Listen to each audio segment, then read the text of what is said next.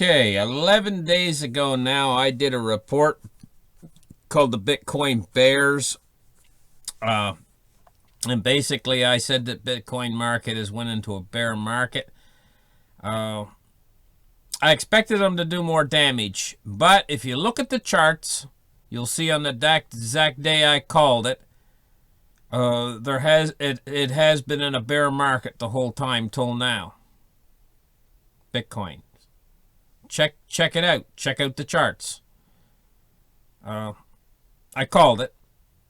She's been in a bear market. Now, here's the thing. I'm still calling it. It's still in a bear market. But what I've noticed is the bears haven't done near the damage I thought they would do, mauling it.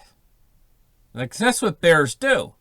If a bear comes out of the woods and he jumps on top of you, he's going to maul you. That's what he's going to do. He's going to maul you to death. That's how a bear attacks. He puts his big shoulders on it and he rips it with his claws and his teeth. And that's what they're doing right now through the Bitcoin. But they're not doing a very good job. There's weakness on the part of the bears. And this is what's going on right now. I notice a very profound weakness on the part of the bears. And this is showing Bitcoin's underlying strength. Now, if Bitcoin can hold with these bears attacking it, if it can hold for a little while longer. Now, I'm thinking in my head, I kind of got a figure in mind how many days I think in mind. I'm not going to really say, but it's going to go one way or the other. And at this point, because they haven't done a very good job, I'm starting to think it's the direction it's going to move already. And I got a period of time in mind. How long? To when I think it's going to move. And I'm starting to get an opinion as to which direction it's going to move, but I'm not sure yet. When I get to that time frame, I'm going to be much more sure than I am now. Let me give you a little example of what I'm talking about. Went into Wendy's restaurant there about a week ago with my dad, and I went through the drive-thru and I got a couple burgers, I got some fries, I got Frosty and a few other things. We went through the drive-thru and we pulled around the restaurant and we parked in the parking spot. And we were facing another restaurant on the other side of the road. A restaurant sells pizzas and stuff, And so we were sitting in the car there and we were eating and we were just observing things that were going on, sitting in the car having a good time eating our hamburgers and our chili and our fries and everything else, and dipping the fries in the ketchup and everything, and having a grand old time sitting there. And so in the pizza restaurant across the road, this little minivan pulled in. This little brown minivan, and it was all dirty, and it was right full of people. It had about 5 people inside it, or 6 people inside it. And Grandma got out of the back seat, and we were sitting there watching this as it's going on. Grandma got out of the back seat, and Mama got out of the front seat, and Papa got out of the next driver's side. He was driving, and they were all going in for pizza, and these 2 little boys hopped out of the back. I think there's 5 people in there, and they hopped out of the back. They were sitting next to Grandma. And there was a little fella. He looked like he was about, 5 or 6 years old. And then there was his older brother, looked like he was about 12 years old. And then Papa, and then the wife, and the grandma. And they were all standing next to the minivan. They were like, the wife was like, she was like doing this with her skirt, dusting something off of her skirt or something. I guess she had a bug on her or something. And the little boys are like playing with a ball or something, around the back of the van. And so I looked over at Pop and I said, "You see that boy there? He's about 13 years old, 12 or 13 years old, the older one." I said, Pop looked up from his hamburger and looked over at the pizza place and took notice. And he says, "Yeah, I see that boy," he said. I said to Pop, "That boy's name is Dan. Do you believe that I know that boy's name is Dan?" And Pop said, "How do you know his name's Dan?" Pop said to me. And I'll tell you how I know his name's Dan. Look closely at the van. Pop looked at the van. I said, you look up under the back window. Do you see that name written there?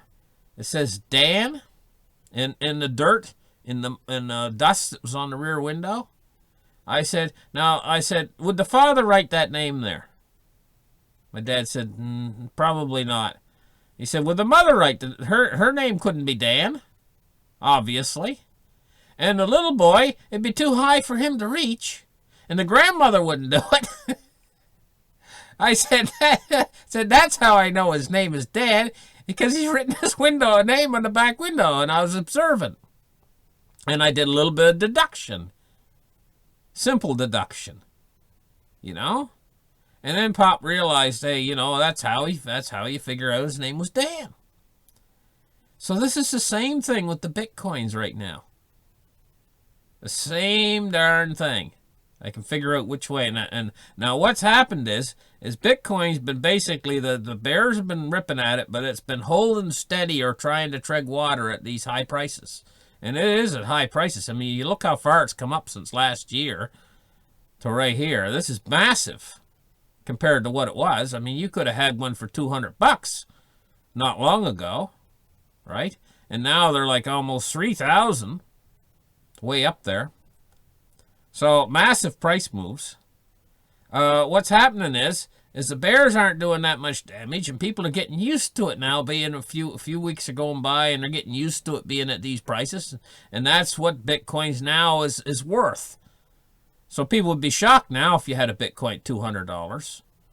Heck, you can't even hardly buy a Dash coin for that anymore, right? So here's what's going on.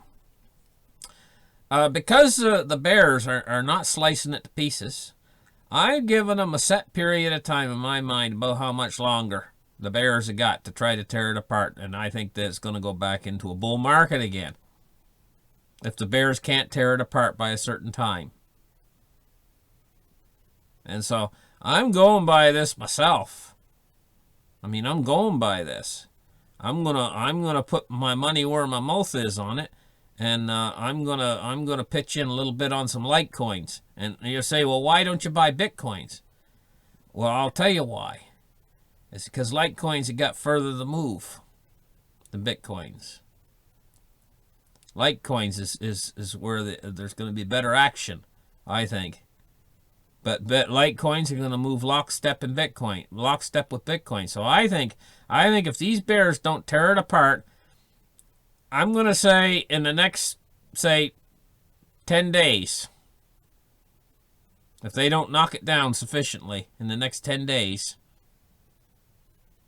then I'm going to move in a little bit, because I figure then she's going to go back into a bull market again.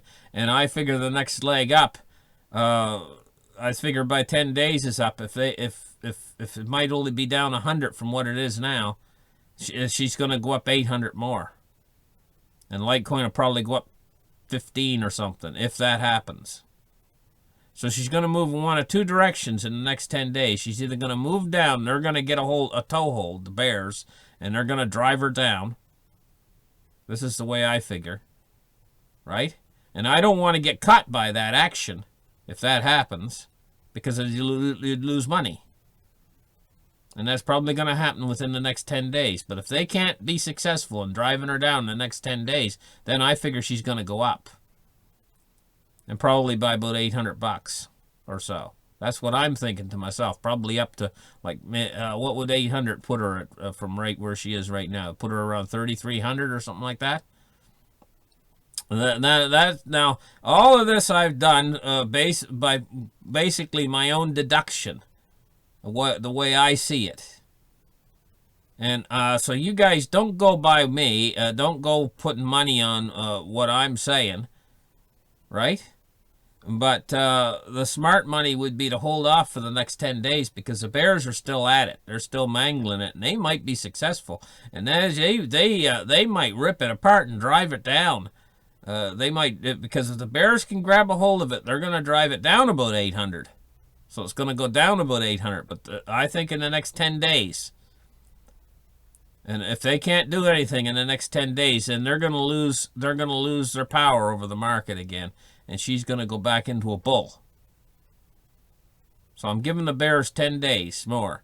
I figured to do their dirty work and tear at it and rip at it and try to mangle it. And if they can't sufficiently mangle it in the next 10 days, then she's going to go back into a bear market, I think. That's what I think. I mean a bull market then, after 10 more days. And then I think it's going to be that's going to be the next leg up. So it's either going to be the next leg down or the next leg up. And I think if it's going to be the next leg down, it's going to be in the next 10 days. And if it's going to be the next leg up, that's if she can hold for the next 10 days, then I think it's going to be the next leg up. So see, that's the way I'm thinking, logically. So I'm going to wait 10 days, and if she hasn't went down sufficiently. And there's the other thing, too. In the next 10 days, if she does go down sufficiently, that would be an excellent time to buy in. You know? If she goes down like $800 in the next 10 days. That'd be a good chance to buy in. So either way, it's probably a good idea to buy a bit either way. Probably, but wait. Not just yet, because she could take a big leg down if the bears if they can get that toehold on it. In other words, they're mangling it right now. If they can get a good bite on its neck, they can take her down. Probably $800, you know, in the next 10 days. And so the next 10 days are crucial. The next 10 days. And I would hold off for about 10 more days. That's the time limit I'm thinking to myself. I'll hold off for about 10 days. And so I'm not going to buy any Bitcoin when 10 days is over. I might buy myself 2 Litecoins, you know, or something like that, you know. And that's what I'm thinking. If in 10 more days, if this thing can look good in 10 more days, because I would like to. I think ultimately, I think that in probably another year. Or so, Litecoins will be worth as much as Bitcoins is now. And what will Bitcoin be worth? But then again, on the other hand, in another year or two, silver's probably going to be worth what gold is worth right now. And what's gold going to be worth? You know? So it's all good investments. What's not a good investment right now is to invest like in U.S. Treasuries. I think that they're not safe. I don't think they're safe. I know they're considered to be the safest asset in the world and all this kind of gook, but they're only as good as the United States government. And the United States government's $100 trillion in debt. They're already bankrupt. It just hasn't been declared yet. So, do you really think those are a good bargain? And the dollar is ready to move down, and it's ready for a big fall. So I don't think those are the place to put money. And what about the stock market? It's been it's so high it's nosebleed territory. You know, it might have a bit of room to still go up, but it's so high. I mean, it's ridiculous. Anyway. Thank you for listening, like, and subscribe, and we'll catch you in the next article. Bye.